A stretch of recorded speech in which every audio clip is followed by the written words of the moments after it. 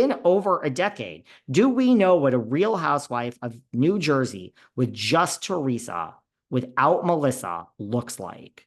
Again, I'm not even thrilled to be saying any of this, but I think because we don't know what that would look like, that is going to win out over completely rebooting everyone. Again, we're not having both of them back because we just did that.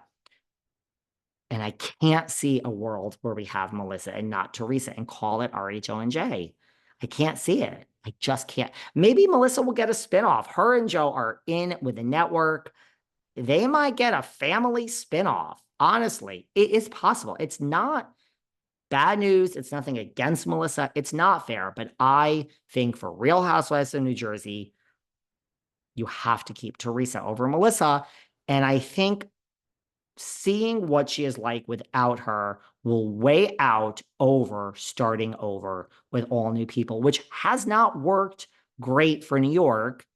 It's not horrible based on the cost of the show, but it hasn't worked great. And they didn't do it in Atlanta. They could have done it in Atlanta. It took them months and months and months and months and months and months. Way longer than the New Jersey pause was, way longer than the Miami pause is. They're starting to film in September, way longer than Potomac. If they knew they were going to start over in Atlanta, they would have started much quicker. It's that they wanted to keep Portia and Kenya, and they couldn't, Drew, and they couldn't figure out how to do that with the newbies. So I feel that because they didn't do it in Atlanta and they could have after New York, it to me says we don't like what we did in New York. Looking back, we shouldn't have done that. This wasn't such a failure, but it wasn't such a success. And now that we had a chance to do it in Atlanta, we're not doing it. And we're not going to do it in New Jersey. I just don't see it. I think it's not an option that's out of question. I think that's the second choice. It certainly is, I think, more likely than keeping Melissa and getting rid of Teresa. I think starting over is the second option, but I really think because we don't know what a Teresa on the show without Melissa looks like in over a decade, I think they're going to give her a chance. I do. I really do. I'm sorry, everybody that's so excited by Melissa's old nose being here, was cheering for me. I just don't pander to the audience. I just don't. I won't. I never will. I will always be honest with you. I don't know how you listen to those paid podcasts, the sham podcasts that are bribed by Teresa because they get a carrot from her, the big queen. I don't know how you listen to that because it's not the real world. I know it makes you feel good. I get it. It's like doing drugs. It's like drinking all day. I get that it keeps you from dealing with reality, but I don't know how you all listen to it. I like to just rip the Band-Aid off. If I have a bad health diagnosis, just give it to me. What do I have? Do I have this? Do I have that? Am I terminal? How long do I just want the facts. That's just how I will always be with you guys. It's how I think in every aspect. You want to fire me? Is that what you're doing? Okay, so use those words. I don't understand this happy chat we're having where it sounds like you're firing me, but you're smiling. Just rip the Band-Aid off. So I feel, if you want my honest opinion, which I'm not even happy about, that's where we're going to end up. And I do think, now, I'm not saying Teresa is capable of this, but I do think that they're going to sit her down and nicely explain. And I think she's worried. That statement to me shows she's worried. And I really think they're going to explain to her, like, the lawyer has to stay in the background. Nothing could be. I think they're going to say no bloggers, none of this, none of that. Like, you are being given a second chance, like Jax Taylor. Like, now it's on you. We're bringing you back. You're signing the contract. You didn't lose your job. You have, for 10 years plus, told us that you want Melissa off the show. You wanted Kathy off the show. She's gone.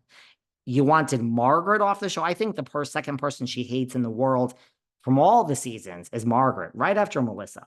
So you wanted her off. She's going. So we have given you no Melissa and no Margaret. Now it's like up to you. It's like now You deserve to be fired. You deserve your husband to leave you. You deserve the house to be in his name, and you deserve to be kicked out and be homeless and sleep in your fucking car for the rest of your life if you can't rise to that occasion and understand that you have been given a gift of a second chance. Then, to me, I can't even watch this then. If like she fumbles this ball, to me, I'm over it. And then it's like your ass is fired. Like no lawyer, no bloggers, no giving stuff to that podcast over there, no talking to this blogger. It's over, girl. It's over. Like this is your Hail Mary, where you almost lost your entire ability to be an independent woman and provide for your 4 daughters going to college. You almost lost all of that. And it will go away one day, but you actually have the gift of another chance. And to me, hopefully, I don't wish the woman harm. Hopefully, it sinks in and she can. Now, I don't know. I'm not sure based on what I've seen with Old Nose and all the other bloggers. I don't know if she can help it because it seems like she's still doing it. I hope someone sits her down. Dolores, your friend, apparently.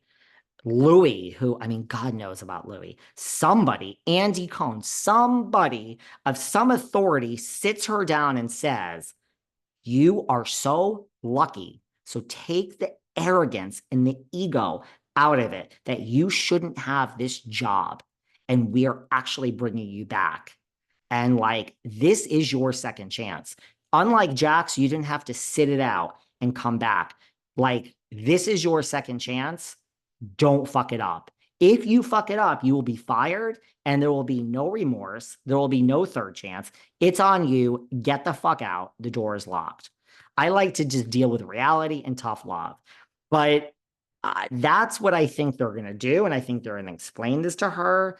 And then I don't even know if there's going to be a long pause because that's not so hard to figure out if we go this route. We may not, but I feel it today. Who knows what's going to happen? I feel it. And if I'm wrong, I'm okay with being wrong. I honestly almost hope I'm wrong between you and I. And by the way, for everyone who's saying that, you know, ooh, she hates Rachel Fuda, guess what? I have news for you. Teresa and Rachel Fuda, I predict, will be friends next season. Think about it this way. Think about 3 people in your life right now that you hate, that you dislike, that you just think of 3 people that you don't like, hate, you know, whatever it is. Sarah Fraser saying, can I record now? No, in 15. But think of, I don't know if we'll be done in 15, guys. Let's just say that to Sarah Fraser. Think of people you dislike strongly in your life. Now, I want you to rank them 1, 2, and 3. Do you have 3? You may not have 3. I have like basically none because I focus inward. I don't care what everyone else does. But most normal people hate or strongly dislike people. Come up with your 1, 2, and 3. Do it. It's a real thing. Pause this list, pause this chat. Imagine if I told you number 1 and number 2 are out.